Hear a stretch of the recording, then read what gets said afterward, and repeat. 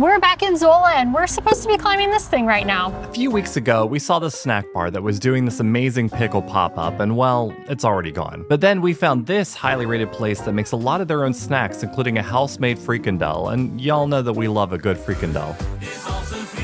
But first... Does this train station look familiar to you? In the 1800s, train stations in the Netherlands were built to a specific standard and assigned a type based on the population of the city that they were meant to serve. The largest train station standard was type SS First Class, and there were only 2 of them. One was built here in Zwolle in 1866, and the other one was built in 1870, and can you guess where?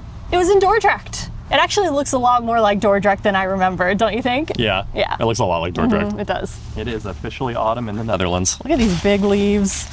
In our last trip to Zwolle, we tried the Zwolse balletjes, which is a hard candy that Zwolle is known for, but those are not the only Zwolle-specific treats you can get here. Zwolle. Lindeboom has been in business for over 100 years, and in 1989, Queen Beatrix appointed them as the purveyor to the royal household, which means if you went to a party at the palace in the 90s, that cake you were eating was probably from here. So relatable. These are blauwvingers, and this is the Zwollenaartje. Let's start with the blauwvinger. I honestly thought this was just gonna be like a butter cookie, but it looks like it has these flecks of something inside of it, so let's try it. It's a very delicate butter cookie, but man, that dark chocolate on the end is so good. It makes it super rich. And now the Zwollenaartje. It kind of looks like a tompoes, doesn't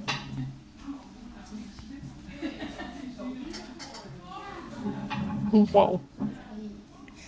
Oh my gosh. It sounded sweet. It's so sweet. It reminds me of that treat from Broeren in Dordrecht.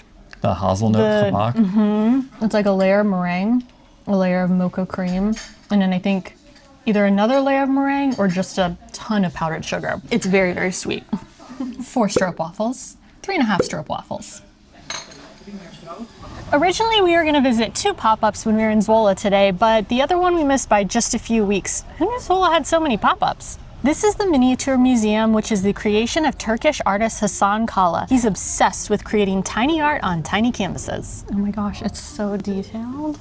This is so interesting. So the curator is downstairs and he was telling us that this museum used to be in Amsterdam, but during Corona they had to close it down and they lost their space, and they found this space. It's a pop-up in Zwolle because he's from Zwolle. It's literally the upstairs of a restaurant that just doesn't need this floor when, it said during the summer, right? During the summer, because they do outdoor seating in the summer, and they said they could have it until the end of October, but it was so successful that they were like, all right, you can extend till the end of March. It's just a restaurant. It's already really cool, and we've only seen one thing. Lots of stuff around here to look at. Is that good? Yeah. Oh my gosh, there's art on a Mach 3 Gillette razor. When was the last time you used a microscope? I mean, what is this called? A magnifying glass. There's a nude on this lipstick. Let's see if we can find it. Oh, baby. There's Einstein on an Oreo. Are you kidding me? That Oreo is looking a little fuzzy, isn't it? Einstein, Tchaikovsky, and Dali on the match heads. Oh my God.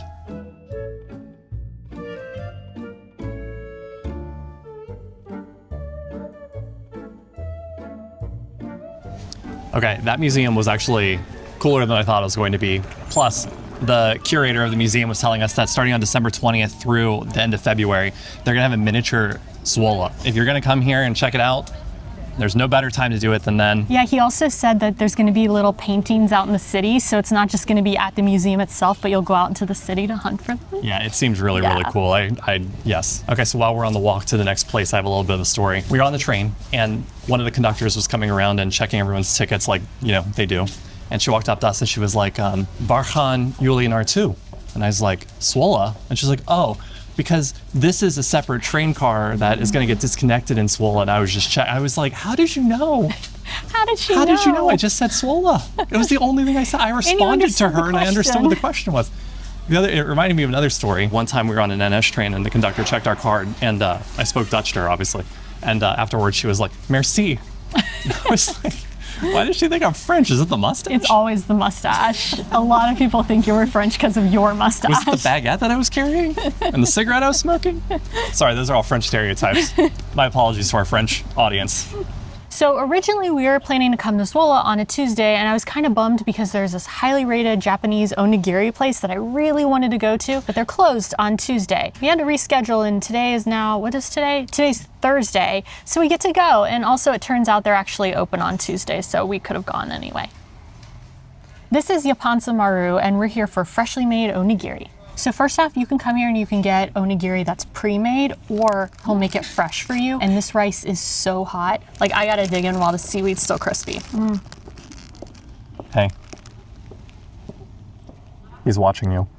With disgust. What did you get? I got the ume, which is a very sour plum, but that bite was just rice. Oh. So, hang on. It's so sour and like salty. Look at that. You get the steam coming off of it. Oh my gosh. I think I could eat 5 of these. Yeah. We have more food to eat today, or else I probably would have gotten at least 2. It's delicious. I got the egg furikake, so it's egg and seaweed. I love seaweed. So it's got furikake pieces inside, seaweed on the outside, and bits of egg sprinkled throughout. Oh, wow. This is pretty good. Honestly, when we were in Japan, we would go eat, normal meals, and then every night I would come back and eat 1, maybe 2 onigiris just as dessert. And this is like the best way to eat food. Oh my God, Dutch onigiri. What would be inside of it? Stump pot. Yeah, roquewurst. Little pieces of roquewurst. I mean, the vessel is perfect. You can just really fill it with whatever you want. Yeah, zirkel. You know what I'm talking about. I do. Yeah, I definitely know what you're talking about. So there are 3 really amazing onigiri places in the Netherlands that we found so far. 1, Onigiri in Amsterdam. 2, Onigiri Shakudo in Utrecht. And 3, Onigiri Maru in Zwolle. Is that what it's called? Japanse Maru. Japanse Maru in Zwolle. And, whoa, a raindrop just went in my eyeball. And for dessert, we got Mitarashi dango, which are these glutinous rice balls covered in soy sauce. And I got this in Osaka for the first time. I didn't think I was gonna like it, but I loved it. You sure it was in Osaka? Mitarashi dango, not sweet. Not sweet. Well, Swedish?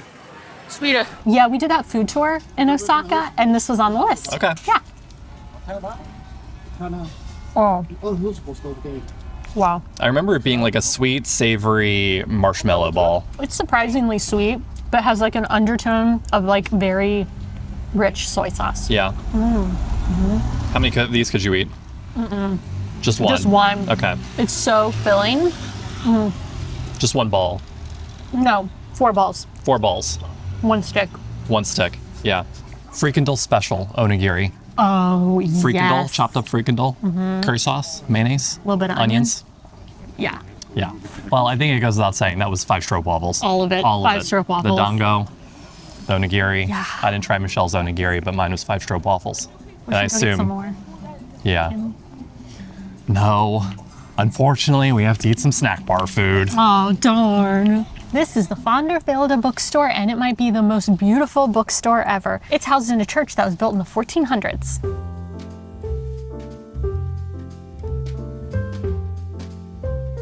I've read 6 books in the last 3 months, which is very uncharacteristic of me.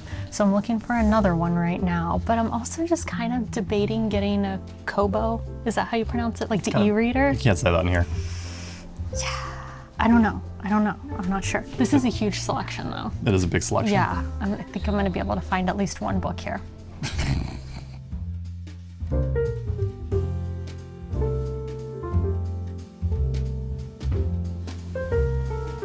Our first purchase, Well, we haven't bought it yet. well, our first future purchase. That's our book. It's our book. Broaches tester? Buns. Buns. Ignore this name here. This is our book. See, Michelle, now that's something you can't do with a Kobo. What? You can't get a book that's like a journal where you can like write things down as you go. You do have a good point there. I know I have a good point. You got to buy books from a bookstore. Don't worry about getting a library so big then having to move it from one house to another. No, don't worry about that. You actually probably should start donating your books when you're done with them. Yeah, that's what I was thinking. Yeah, Yeah. it's probably a better thing to do. Okay, on to the next stop. We are back at the Sassenpoort. This was constructed in 1409 and it is one of 2 major city gates, the other one being the Dieserpoort. The mechanical clock on the top was added in the 16th century, and at the time that was pretty impressive, but what was even more interesting is that the clock was oriented to face outside of the city to kind of be like a humble brag on the city, like, yeah, we got money, don't invade us. And if you take a look, there are all of these like scary and grotesque carvings. One of them is known as the Devil's Face, which is right above the entrance, and it's meant to ward off evil spirits.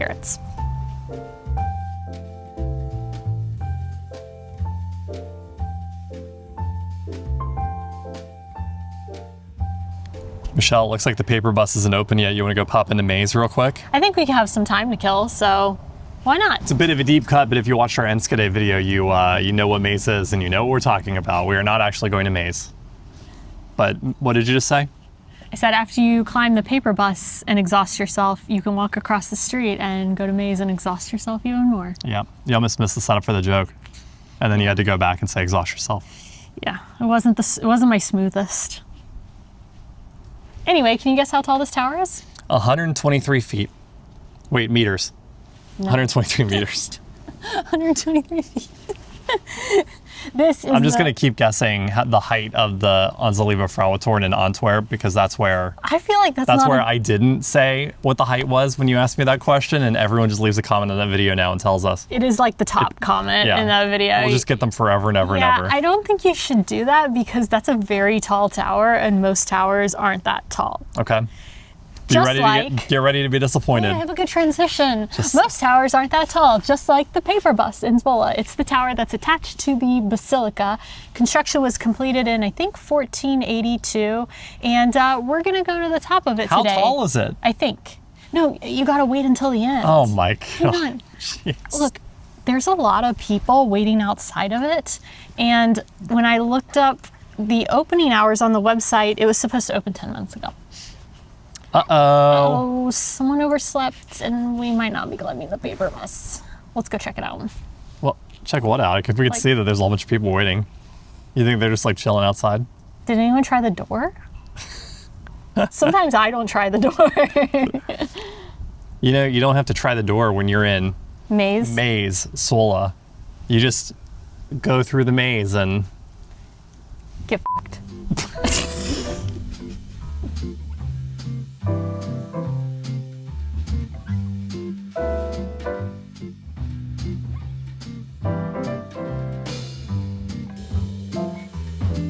Y'all know we're suckers for snack bar food, and it's even better when it's house made, which brings us to Swolsch Friethuys. And we got two things. We got Frikandel and we got fries and stoofvlees with Bronder mayo. Bronder mayo. Oh yeah, if you know, you know. Yes. All right, we'll start with the fries with stoofvlees because this Frikandel is actually very interesting. Yep. Also, I was like, why is the seat warm? Was someone here before me? No, there's seat warmers on all the seats outside. I know, I took my coat off. It's a cushioned seat warmer. It's That's amazing. That's a nice touch. Yeah. Does that give them like a half a stroopwafel I at think it least? gives them a full stroopwafel. All right, so fries with stoofvlees. It's fries and it's got stewed beef on top of it. Yeah, do you and this looks really well seasoned. Yeah, It's I got was like gonna- mustard seed in That's it. what I was about to say. Cheers. It's a little Italian. I was gonna say it's like a really rich like wine tomato with like a bit of like a tang from the mustard seeds. That is incredible. This is the most complex stoofvlees I've ever eaten in my life. I want to try it with the mayo. Bronder mayo goes with everything. It does. We would be remiss if we didn't mention the fries. They have skin on the outside, which we love. The whole exterior is actually really crispy, nice and fluffy inside. Great potato taste.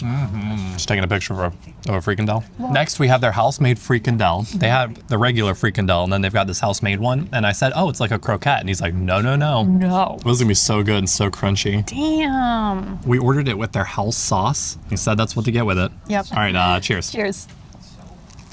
It's like a very coarse grind on the meat inside, which is texturally really, really nice. But like there are so many spices inside of And this. it's so moist. And The it's so paneer on the moist. outside, I think, is keeping all the moisture inside the Frikandel. There's something very herby about this. I can't quite place what it is. It's like thyme, maybe? it's thyme. Let's try with the house sauce. Okay. It's a little sweet, Yep. a little sour. Oh yeah. I was really looking forward to this trip. We tried to go to Zwolle last week. I'm sure you saw our Utrecht video. You heard our sob story. It was because I was really looking forward to coming to this place in particular, and it delivered. Yeah, but like It's my delivered. expectations were high and it exceeded my expectations. I know. By the way, if y'all know of any other snack bars that make amazing in-house snacks, let us know in the comments because we want to be there. Well, do you think the paper bus is going to be open? Peperbus? I really feel like it's not going to be. I'm worried. I don't know. I just have a bad feeling. What do you think? Oh, it's going to be open. Hey, the sun came out. There's no better time Yeah. to climb the paper bus and look at the beautiful view of Zwolle. You can give it a push. I did. It's closed. The hours say it's supposed to be open.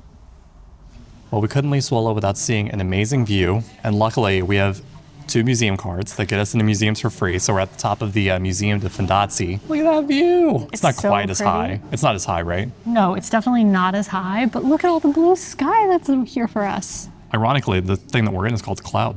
That is true. Actually, I don't really think it's probably intentionally called the Cloud. Yeah, it's definitely intentionally called the That Cloud. reminds me, how tall is the Peperbus? Oh, it's 83 meters. Wow. Shout out to everyone that stuck around to the end of the video to Wait a find out second, that let was me make 83 sure. meters. Hang on. There it is. What a nice view. Wait. Correction. It's 75 meters.